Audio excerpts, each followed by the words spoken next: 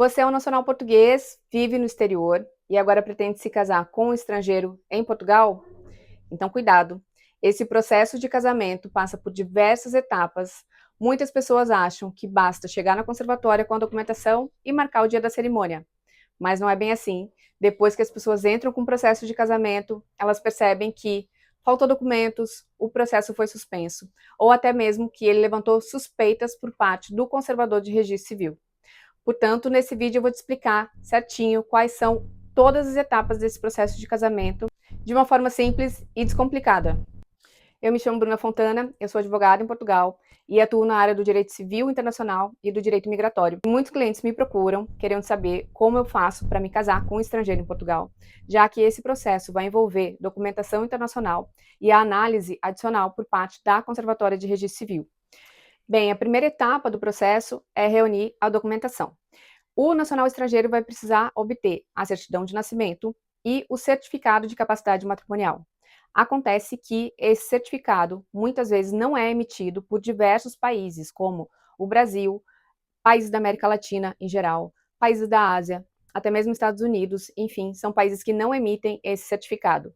Então, vai ser preciso utilizar um documento substitutivo para esse certificado. Uma outra questão é a legalização desses documentos, tá? Os documentos, eles têm que ser legalizados. E o que isso significa? Significa que eles vão precisar constar com ou a apostila de Haia, ou caso o país não seja aderente da Convenção de Haia, ele vai precisar passar pelo Ministério dos Negócios Estrangeiros do país que emitiu os documentos e depois pelo Consulado de Portugal. Uma outra observação que eu faço é relativamente à tradução dos documentos. Os documentos, quando são traduzidos em Portugal, eles precisam constar com uma tradução certificada. Quando eles são traduzidos no estrangeiro, eles também vão precisar constar com a apostila de Haia. Bem, a segunda etapa envolve protocolar esse processo perante a Conservatória dos Registros Civis. Esse protocolo tem que ser feito com os documentos completos e originais, ou pessoalmente pelos noivos, né, pelos próprios nubentes, ou por um advogado com poderes especiais de representação que possa representar os nubentes durante todo o trâmite desse processo de casamento. Bem, a terceira etapa são as diligências realizadas pela própria Conservatória do Registro Civil. Essas diligências são feitas antes mesmo de o conservador pegar e analisar o processo. Então, vão ser feitas consultas internas, no âmbito do registro civil, e consultas externas.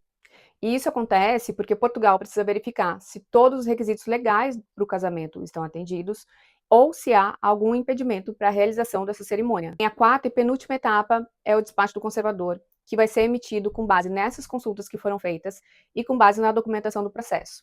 O despacho do conservador pode ser no sentido de autorizar o casamento, requisitar novos documentos ou requerer documentos adicionais e até mesmo no sentido de suspender o processo de casamento. Aqui fica um alerta importante, porque pode acontecer de o conservador simplesmente suspender o processo de casamento e enviar esse processo para a investigação da Polícia Judiciária. E isso pode acontecer porque existe um regulamento interno da Conservatória dos Registros Civis que determina que quando o conservador desconfie que esse casamento é um casamento falso, ou seja, um casamento destinado apenas para a obtenção de um visto de residência, uma autorização de residência ou a nacionalidade portuguesa, a conduta correta do conservador nesse caso é suspender o processo e enviá-lo para a investigação da Polícia Judiciária com vista ao Ministério Público. Essa é uma conduta criminosa chamada de casamento por conveniência. Ou seja, não basta que o casamento seja efetivamente um casamento verdadeiro. É preciso demonstrar nos elementos do processo que esse casamento não é um casamento fraudulento. Portanto, situações inconsistentes, documentos contraditórios ou alguma outra situação que possa levantar a suspeita por parte do conservador pode fazer com que esse processo fique suspenso até que a Polícia Judiciária finalize as suas investigações. Por isso, a preparação correta desse processo faz muita diferença. Bem, a quinta e última etapa é a celebração do casamento. Então, no caso de o despacho do conservador ter sido emitido no sentido de autorizar o casamento, aí sim vai ser possível marcar a cerimônia de casamento na conservatória de preferência dos noivos e, muito provavelmente, esse conservador vai requerer que duas testemunhas se façam presentes no dia da cerimônia. Portanto, em resumo, quando o nacional português pretende se casar com um estrangeiro em Portugal, esse processo de casamento vai passar por 5 etapas. A primeira delas é a preparação correta da documentação. A segunda é o protocolo pessoal ou por representação na conservatória. A terceira etapa são as diligências internas e externas feitas pela própria conservatória. O quarto é o despacho do conservador. E o quinto passo é, finalmente, a celebração do casamento.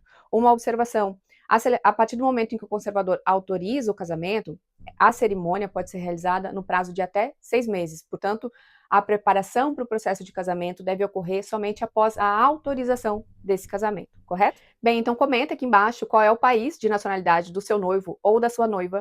E caso você precise de auxílio no seu processo de casamento em Portugal, eu vou deixar aqui embaixo na descrição do vídeo os contatos do WhatsApp do escritório.